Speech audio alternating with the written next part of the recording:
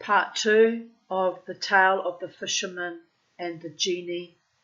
It's only going to be a very short video, this one, because it's only about 2 or 3 pages, but I wanted to finish the story, and it's very disappointing that we ran out of time, a 3-hour video.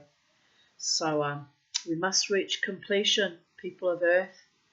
Just for frame of reference, the date is the 27th of November 2024, Wednesday, and the time is currently 6:40 p.m.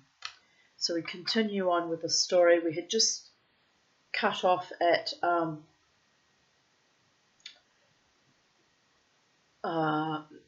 where the Sultan had asked the prince where to find his wife and the wounded slave, and he said at sunrise she comes forth and strips him and whips him 100 times, and he weeps and shrieks, and then there's no motion in his lower limbs to keep her off him. After ending her tormenting, she then goes to the slave, bringing him wine and boiled meats, and in the morrow at an early hour she will be here. And so we continue. Quoth the king, "By Allah, O youth, I will assuredly do thee a good deed which the world shall not willingly let die, and an act of daring which shall be chronicled long after I am dead and gone by." Then the king sat him by the side of the young prince and talked till nightfall, when he lay down and slept. But as soon as the false dawn showed, he arose and, doffing his outer garments, bared his blade and hastened to the place wherein lay the slave. Then was he ware of lighted candles and lamps, and the perfume of incenses and unguents, and directed by these, he made for the slave, and struck him one stroke, killing him on the spot, after which he lifted him on his back and threw him into a well that was in the palace. Presently he returned, and, donning the slave's gear, lay down at length within the mausoleum, with the drawn sword laid close to and along his side. After an hour or so the accursed witch came, and, first going to her husband, she stripped off his clothes and, taking a whip, flogged him cruelly, while he cried out, "Ah, enough for me the case I am in. Take pity on me, O my cousin." But she replied, "Didst thou take pity on me, and spare the life of my true love, on whom I doted?"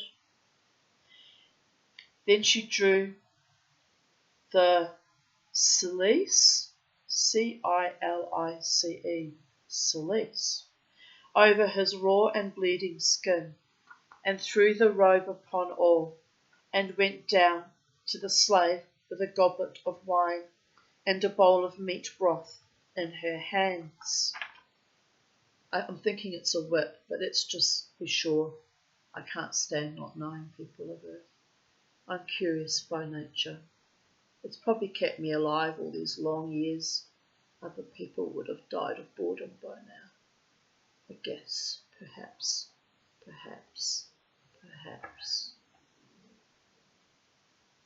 Sackcloth, originally a garment or undergarment made of coarse cloth or animal hair worn close to the skin. Sounds dreadful. Hate anything itching my skin. Cilices have been used for centuries in the Catholic Church as a mild form of bodily penance, akin to fasting. Well, that would be bloody right, wouldn't it? Oh, it's all bollocks and madness, but each to their own, I guess. Who am I to judge? Personally, I would not indulge in that behaviour, but that's because if you want to really fucking upset me, make me wear something itchy next to my skin, and you will know such rage is almost beyond mortal care. Catholics will say, "She's possessed, I tell you." But I'm not possessed. I've just got very sensitive skin. Where were we? She entered under the dome, weeping and wailing, well away and crying, "O my lord, speak a word to me." O my master, talk a while with me, and began to recite these couplets. How long this harshness, this unlove shall bide? Suffice thee not tear floods thou hast espied. Thou dost prolong our parting purposely, and if wouldst please my foe, thou art satisfied. Then she wept again and said, O my lord, speak to me, talk with me. The king lowered his voice and twisting his tongue, spoke after the fashion of the blackamoors and said, Lack, lack, there be no majesty and there be no might, save in Allah, the glorious, the great. Now when she heard these words, she shouted for joy and fell to the ground, fainting, and when her senses returned, she asked, O my lord, can it be true that thou hast power of speech? And the king, making his voice small and faint, answered, O my cuss, dost thou deserve that I talk to thee and speak with thee? Why and wherefore? Rejoined she, and he replied, The why is that all the livelong day thou tormentest thy hubby, and he keeps calling on Evan for aid until sleep is strange to me, even from evening till morning, and he prays and damns, cussing us too, me and thee, causing me disquiet and much bother. Were this not so, I should long ago have got my health, and it is this which prevents my answering thee. Quoth she, With thy leave I will release him from what spell is on him. And quoth the king, Release him, and let's have some rest. She cried, To hear is to obey.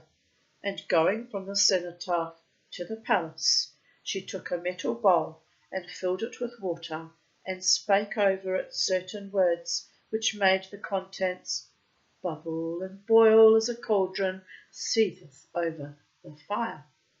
With this she sprinkled her husband, saying, By virtue of the dread words I have spoken, if thou becamest thus by my spells, come forth out of that form into thine own former form. And lo, and behold, the young man shook and trembled. Then he rose to his feet, and rejoicing at his deliverance, cried aloud, I testify that there is no God but the God, and in very truth Muhammad is his apostle, whom Allah bless and keep.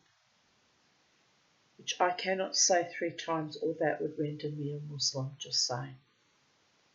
Then she said to him, Go forth and return not hither, for if thou do, I will surely slay thee, screaming these words in his face. So he went from between her hands, and she returned to the dome, and going down to the sepulchre, she said, O my Lord, come forth to me, that I may look upon thee in thy goodliness.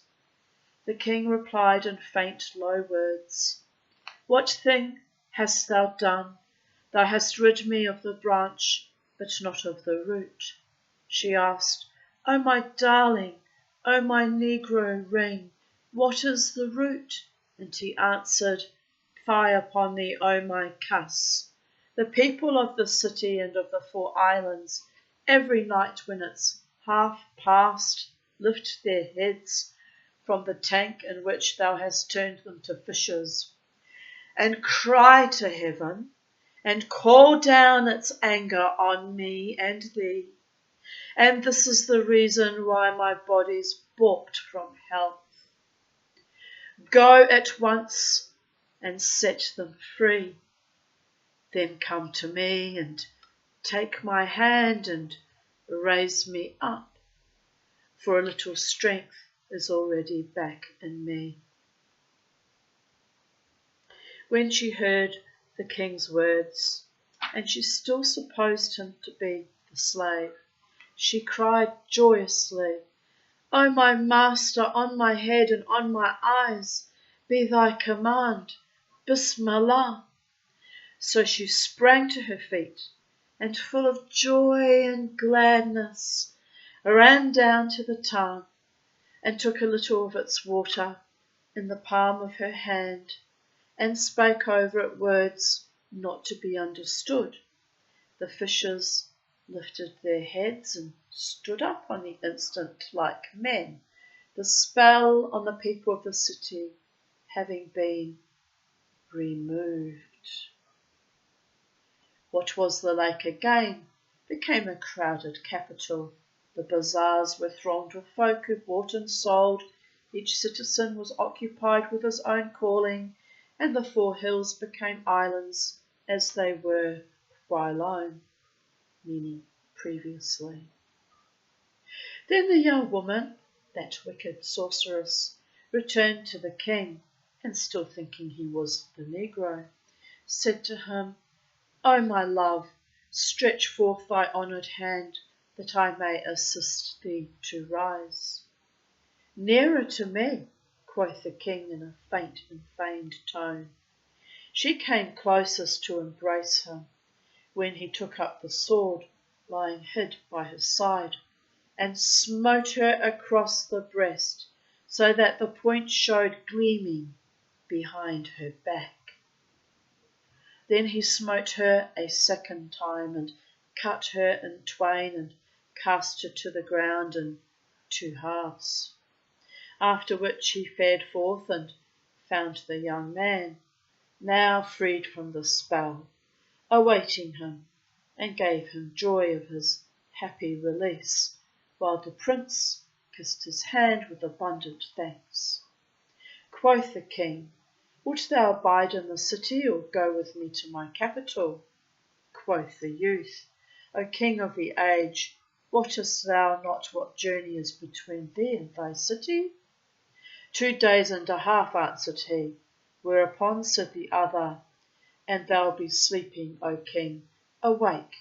Between thee and thy city is a year's march for a well-girt walker, and thou hadst not come hither in 2 days and a half, save that the city was under enchantment.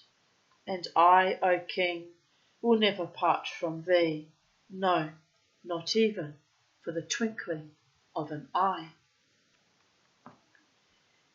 The king rejoiced at his words and said, "Thanks be to Allah who hath bestowed thee upon me.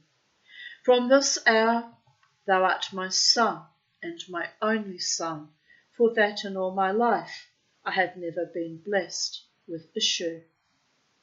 Thereupon they embraced and joyed with exceeding great joy, and, reaching the palace, the prince, who had been spellbound, informed his lords and his grandees that he was about to visit the holy places as a pilgrim, and bade them get ready all things necessary for the occasion.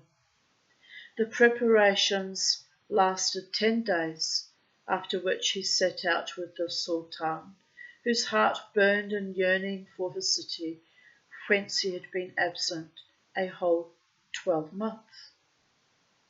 They journeyed with an escort of Mamelukes, carrying all manners of precious gifts and rarities, nor stinted they wayfaring day and night for a full year, until they approached the Sultan's capital, and sent on messengers to announce their coming. Then the wazir and the whole army came out to meet him in joy and gladness, for they had given up all hope of ever seeing their king, and the troops kissed the ground before him, and wished him joy of his safety. He entered and took seat upon his throne, and the minister came before him, and when acquainted with all that had befallen the young prince, he congratulated him on his narrow escape. When order was restored throughout the land, The king gave largesse to many of his people and said to the wazir, "Hither the fisherman who brought us the fishes." So he sent for the man who had been the first cause of the city and the citizens being delivered from enchantment, and when he came into the presence, the Sultan bestowed upon him a dress of honour, and questioned him of his condition and whether he had children. The fisherman gave him to know that he had 2 daughters and a son. So the king sent for them, and, taking one daughter to wife, gave the other to the young prince, and made the son his head treasurer. Furthermore, he invested his wazir with the sultanate of the city in the Black Islands, while alone belonging to the young prince, and dispatched with him the escort of 50 armed slaves, together with dresses of honour for all the emirs and grandees. The wazir kissed hands and fared forth on his way, while the sultan and the prince abode at home in all the solace and the delight of life, and the fisherman became the richest man of his age, and his daughters wived with kings until death came to them. And yet, O king, quoth Scheherazade, this tale is not more wondrous than the barber's tale of himself, which I shall very likely read tomorrow, or in due course, according to my energy levels and my whims and my weird ways. So, thus concludes the tale of, what was that the tale of, remind me? The tale of the fisherman and the Jinni. So, Goddess bless, as always, to all sentient beings and people of earth and interdemented, not the demented ones, although they deserve blessings too, all interdimensional entities across the known cosmos and the unknown cosmos. I send you blessings and peace and joy and delight and your truest, greatest loves, choosing you each and every day and night by their own will, heart, body, mind, spirit and soul, although their song belongs to God or Allah or Source or Creator or whatever you want to call that energy that is, was and ever shall be. And so concludes today's reading of even date, and blessed be. Be happy. Bye for now, beautiful people of planet Earth.